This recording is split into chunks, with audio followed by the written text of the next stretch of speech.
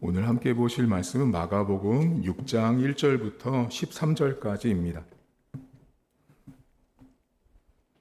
마가복음 6장 1절부터 13절입니다. 예수께서 거기를 떠나사 고향으로 가시니 제자들도 따르니라. 안식일이 되어 회당에서 가르치시니 많은 사람이 듣고 놀라 이르되 이 사람이 어디서 이런 것을 얻었느냐? 이 사람이 받은 지혜와 그 손으로 이루어지는 이런 권능이 어찌 됨이냐? 이 사람이 마리아의 아들 목수가 아니냐? 야고보와 요셉과 유다와 시몬의 형제가 아니냐? 그 누이들이 우리와 함께 여기 있지 아니하냐 하고 예수를 배척한지라. 예수께서 그들에게 이르시되 선지자가 자기 고향과 자기 친척과 자기 집 외에서는 존경을 받지 못함이 없느니라 하시며 거기서는 아무 권능도 행하실 수 없어 다만 소수의 병자에게 안수하여 고치실 뿐이었고 그들이 믿지 않음을 이상히 여기셨더라. 이에 모든 촌에 두루 다니시며 가르치시더라. 12 제자를 부르사 둘씩 보내시며 더러운 귀신을 제어하는 권능을 주시고 명하시되 여행을 위하여 지팡이 외에는 양식이나 배낭이나 전대의 돈이나 아무것도 가지지 말며 신만 신고 두 벌 옷도 입지 말라 하시고 또 이르시되 어디서든지 누구의 집에 들어가거든 그것을 떠나기까지 거기 유하라. 어느 곳에든지 너희를 영접하지 아니하고 너희 말을 듣지도 아니하거든 거기서 나갈 때 발 아래 먼지를 떨어버려 그들에게 증거를 삼으라 하시니 제자들이 나가서 회개하라 전파하고 많은 귀신을 쫓아내며 많은 병자에게 기름을 발라 고치더라. 아멘. 오늘 성경에 예수님께서 고향에서 배척받는 이야기가 등장을 합니다. 그런데 오늘 성경 1절부터 가만히 보시면 이 사람이 세 번이나 반복을 합니다. 지금 예수님의 고향에 있는 사람들은 예수님을 하나님의 아들 신으로 보지 않았습니다. 그냥 이 사람입니다. 아버지가 목수고 일가 친척들, 가족들이 이러이러한 이름을 갖고 있는 사람이 이 사람 예수였다라고 이야기를 합니다. 예수님께서 고향에서 이 배척받는다는 말이 나오는데요. 이 배척이라는 말은 이 헬라어 뜻이 그냥 단순히 이렇게 손으로 미는 정도가 아니고요. 원뜻이 이렇게 성내다라는 뜻이에요. 성을 내고 분노하고 그리고 그 사람의 어떤 일들을 수수방관하고 관심 갖지 않는 것. 한마디로 말하면 예수님이 고향 땅에 와서 행하시는 일들을 모두가 다 무시했어요. 무시하고 관심도 갖지 않는 존재가 예수님이었습니다. 그래서 예수님이 고향에 와서 선지자가 자기 고향에서 이렇게 인정받지 못한다라는 말씀을 이제 하시는데 한 가지 여러분 우리가 좀 조심할 건 뭐냐면 우리가 이 말씀을 가지고 늘 이런 얘기를 하거든요. 목회자들이 자라났던 교회에서 이제 주일학교도 다니다가 신학교를 갔다가 다른 데 갔다가 이제 자기 고향인 교회에 와서 사역을 할 때 거기 와서는 이렇게 인정받지 못한다라고 말하는데 저는 개인적으로 볼 때 이 본문과 사역자들이 자기 고향으로 가서 일하는 것을 매치하기는 좀 문제가 있어요. 왜냐하면 본질적으로 다르거든요. 예수님은 이 복음서 안에서 처음으로 하나님의 나라를 이야기하고 당신이 하나님의 아들인 것과 십자가 이런 것들을 말하는 맥락에서 이야기하시기 때문에 너무 갖다 붙여서 이렇게 활용하기에는 본질적으로 좀 다른 면이 좀 있습니다. 어쨌든 예수님이 지금 고향 땅에서 배척을 받으세요.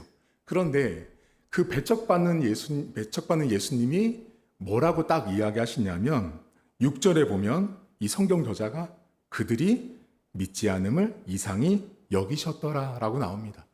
한마디로 말하면 지금 고향 사람들은 예수님을 존경도 하지 않아요. 배척해요. 존경하지 않고 배척하고 더 큰 문제는 믿지 않는 거예요, 지금. 예수님을 믿지 않는 사람들을 지금 마가가 기록을 합니다. 그 다음에 이어지는 본문이 12제자를 파송해요. 근데 예수님이 12제자를 파송하면서 이러이러한 권능도 주시는데 11절 보시면 어디를 가든 자 너희가 너희를 영접하지 않으면 거기 있다가 나가래요. 단호합니다. 여러분 여기에서 우리가 한 가지 주목할 건 뭐냐면 예수님께서 제자들을 파송하고 어느 곳에 가서 이야기를 하다가 자신들을 영접하지 않고 메시지를 듣지 않는 그 장소에 그 사람에게서 떠나라고 말합니다.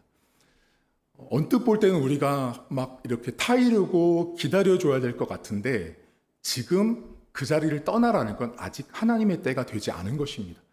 예수님께서 그곳을 바로 떠나라고 말합니다. 그리고 나서 보시면 12절과 13절에 제자들이 나가죠. 가서 또 회개하라고 전파했어요. 그 다음에 어떤 일이 벌어져요? 많은 귀신을 쫓아내고 사람들을 고치는 일이 벌어지는 거예요. 그러니까 어느 장소에서는 영접하지 않는 자가 나오지만 어느 곳에 갔더니 고침받는 사람들도 나오는 거죠. 그러니까 복음이 갖고 있는 상당한 이중성이에요. 복음이 들어가지만 어떤 사람들을 영접하기도 하지만 어떤 사람들을 영접하지 않는 모습들이 성경 안에 이렇게 등장을 하고 있습니다. 자, 그런데 여러분 예수님이나 제자들이 고향 땅에 가서 또는 다른 마을에 가서 뭐를 말했을 것 같으세요? 오늘 성경에 보면 딱 하나예요, 여러분. 회개하라고. 회개하라고. 회개하라고 말하는 것이 복음이었어요. 이 당시에. 하나님 나라가 가까웠으니까 회개하라고 외쳤는데 어떤 사람들은 그걸 받아들이지만 받아들이지 않는 자가 있었죠. 그럼 여러분들한테 집사님, 권사님, 집사님 회개하세요. 그럼 기분 좋으세요? 기분 안 좋아요.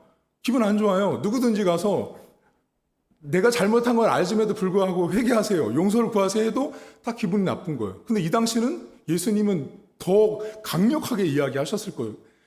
회개하라고 말했을 때 사람들이 받아들이지 않죠. 그러면 우리가 생각해 볼 게 있어요. 예수님이 고향 마을에 갔을 때요. 믿지 않는 걸 이상히 여기시죠. 근데 그 앞에 뭐가 나왔는지 아세요? 존경받지 못하세요. 자, 그러면 존경받지 못하시거든요.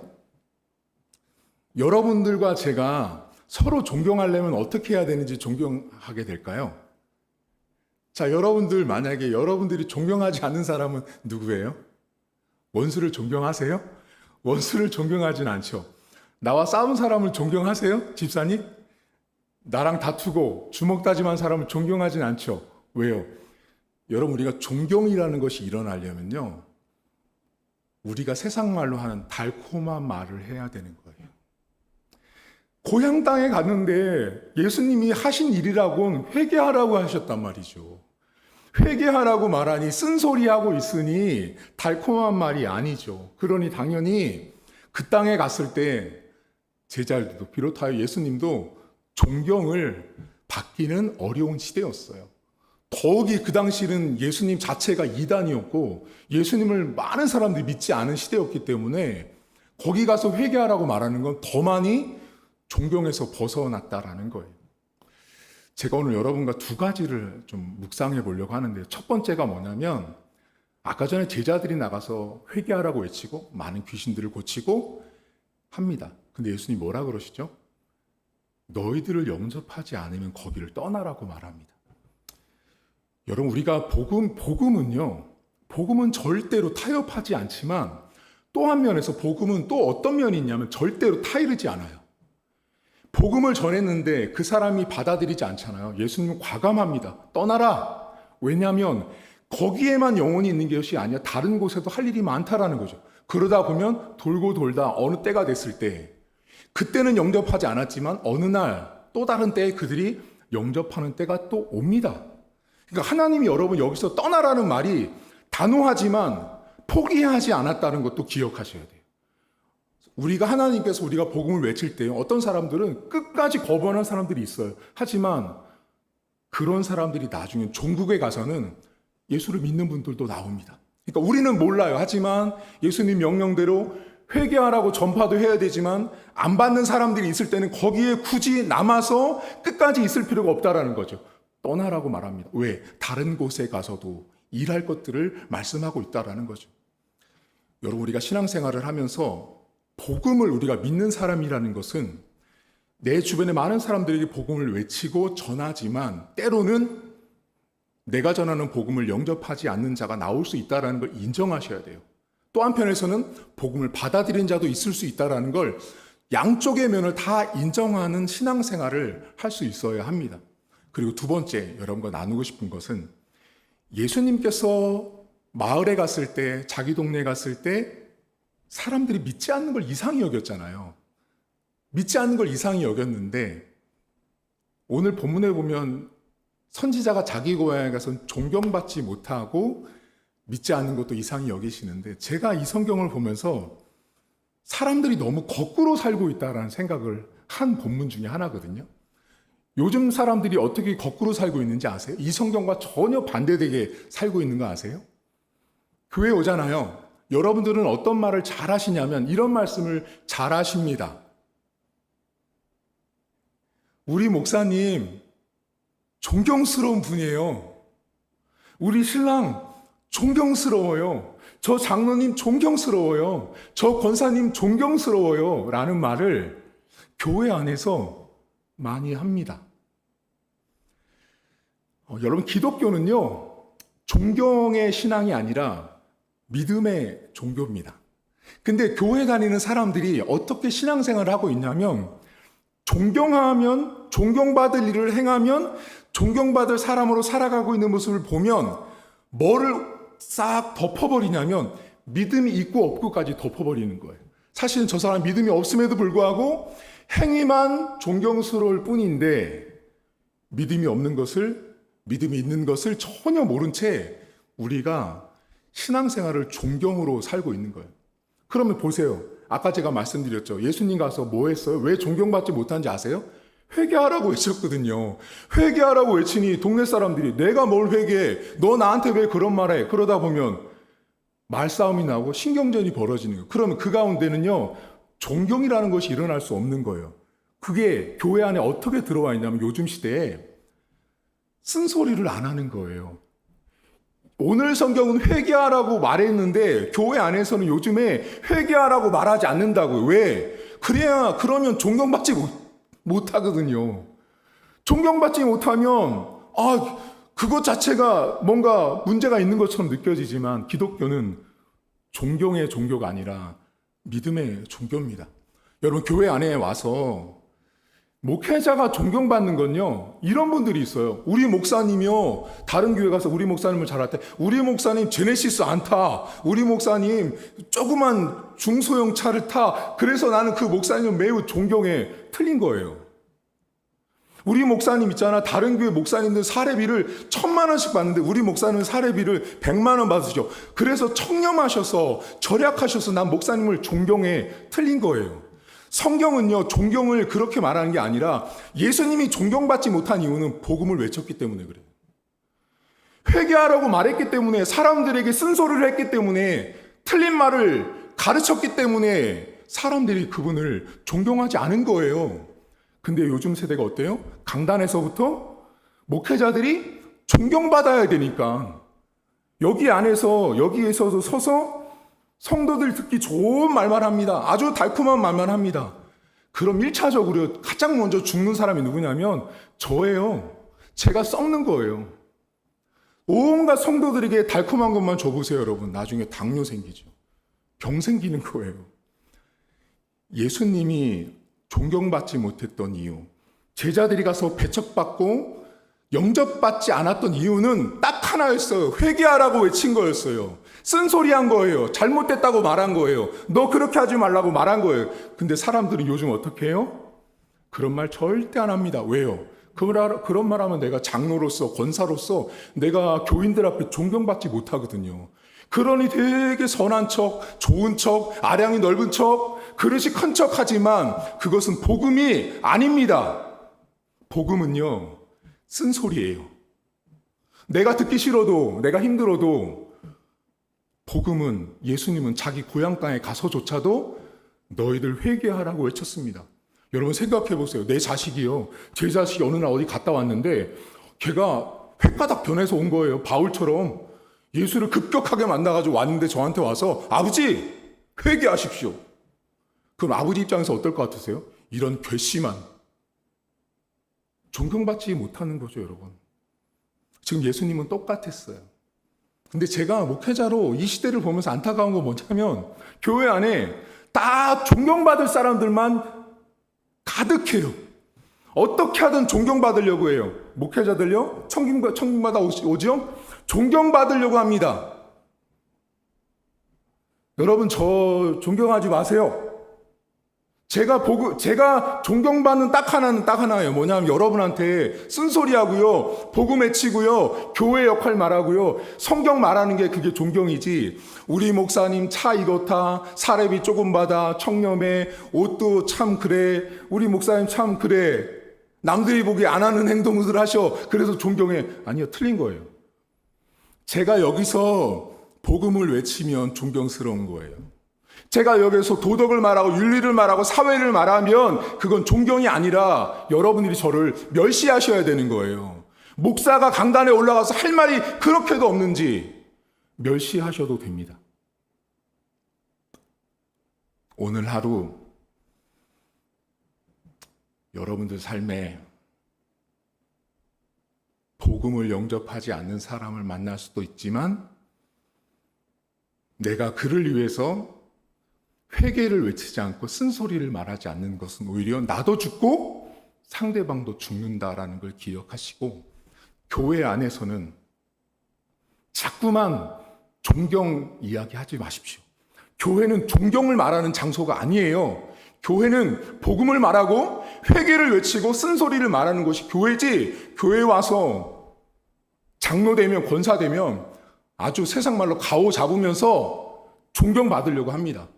여러분, 그래서 어떤 교회는요, 장로 되잖아요. 장로 되면 반드시 거기로 1단계로 내려가는 데가 있습니다. 어딘지 아세요? 당회시려 천만의 말씀이요. 장로가 딱 되는 순간, 장로 된 이후부터 앞으로 5년 동안 그 장로가 주일날 와서 있어야 되는 위치가 딱 한 군데인데요. 그게 어디냐? 화장실 청소예요. 거기 담임 목사님이 왜 장로가 됐는데 화장실 청소 시키겠어요? 장립집사 때까지 화장실 청소도 한 번도 안 했던 사람이에요. 깨끗한 일, 부장집사, 부장, 교사, 총무 이런 일만 했어요. 근데 장로가 됐더니 가장 험지, 남들 안 하는 화장실 청소를 시켜버리는 거예요. 그럼 그때 어떻게 되는지 아세요? 그때 장로를 딱 시켜놨더니 그때 그 안에 있는 그 울그락불그락한 것이 다 드러납니다. 그때 담임 목사님이 어떻게 하는지 아세요? 그 장로를 딱 앉혀놓고 그게 너야. 네가 그 모습인데 장로가 됐으니 얼마나 큰 은혜냐. 자기는 장로 되면 존경받을 줄 아는 거죠. 근데 담임 목사님이 존경? 다 무너뜨리고 낮은 자리로 보내버리니까 자기 안에 존경받고 싶었던 것들이 스물스물 다 올라와서 밝혀지는 거예요. 여러분, 기독교는 존경으로 시작해서 존경으로 끝나는 게 아니라 믿음으로 시작해서 믿음으로 끝나는 것입니다. 이렇게 착각하시면 안 돼요. 존경으로 시작해서 믿음으로 끝난다, 이런 논리는 없습니다. 기독교는 믿음으로 시작해서 믿음으로 끝나는 종교가 기독교입니다. 오늘 하루도 존중받으려고 하지 마십시오. 저 존중하지 마십시오. 제가 복음을 외칠 때만 존중하시고요, 복음이 아닌 걸 외칠 때는 저를 멸시하십시오. 그것이 우리 교회가 건강한 거고, 저도 건강해지는 거고, 여러분들도 건강해지는 것입니다. 하나님 아버지, 세상이 너무나 타락하다 보니 사람들 입맛에만 좋은 설교를 합니다. 예수님 고향 땅에 갔는데 제가 만약에 예수님이었다면 큰 권능을 베풀고 기적을 베풀었으면 부모님 앞에 와서 내가 하나님으로부터 이런 기적과 능력을 받았다라고 말하면서 자랑하고 싶었을 것 같습니다. 보십시오, 어머니, 아버지. 저 이런 능력도 행합니다. 근데 예수님께서 하신 일은 가서 회개하라고 외친 것입니다. 하나님 나라가 가까웠으니 회개하라고 말씀했습니다. 고향 사람 누구도 예수님을 원하지 않았습니다. 탐탁하게 여기지 않았습니다. 그러니 전부 다 예수님 배척했습니다. 제자들이 나가서 복음을 외쳐도 모두가 다 배척했습니다. 하나님, 왜 교회 안에서 존경받으려고 합니까? 왜 교회 안에서 담임 목사가 되고 목회자가 되고 장로가 되고 권사가 되면 왜 성도들이 왜 자꾸 존경받으려고 합니까? 하나님, 그 존경을 받으려고 하다 보니까 사람들과 싸우지 않습니다. 투쟁하지 않습니다. 전쟁하지 않습니다. 바로 영적인 전쟁하지 않는 것입니다. 틀린 것을 틀렸다고 말하지 않고 잘못된 것을 잘못됐다고 말하지 않기 때문에 끊임없이 존경 타령만 합니다. 내가 존경받지 못하면, 인정받지 못하면 무시한 것처럼 여깁니다. 하나님 아버지, 교회는 존경받으러 오는 곳이 아닙니다. 강단에서 회개하라고 외치는 목사님의 쓴소리를 듣고 강단에서 돌아서라고 말하는 목사님의 쓴소리를 들으면서 내 안에 있는 죄를 발견하고 내 안에서 회개할 것을 찾아내는 장소가 교회인 것입니다. 교회까지 와서 세상에서 못 받았던 존경을 교회에서 장로랍시고 권사랍시고 그 존경 타령하고 있기 때문에 회개하지 않습니다.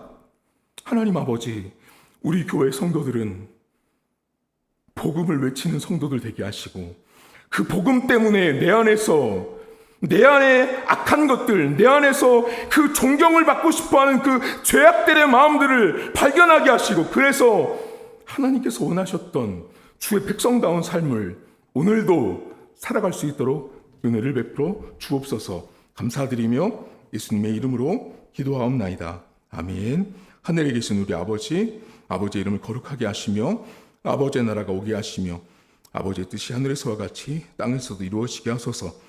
오늘 우리에게 일용할 양식을 주시고 우리가 우리에게 잘못한 사람을 용서하여 준 것 같이 우리 죄를 용서하여 주시고 우리를 시험에 빠지지 않게 하시고 악에서 구하소서.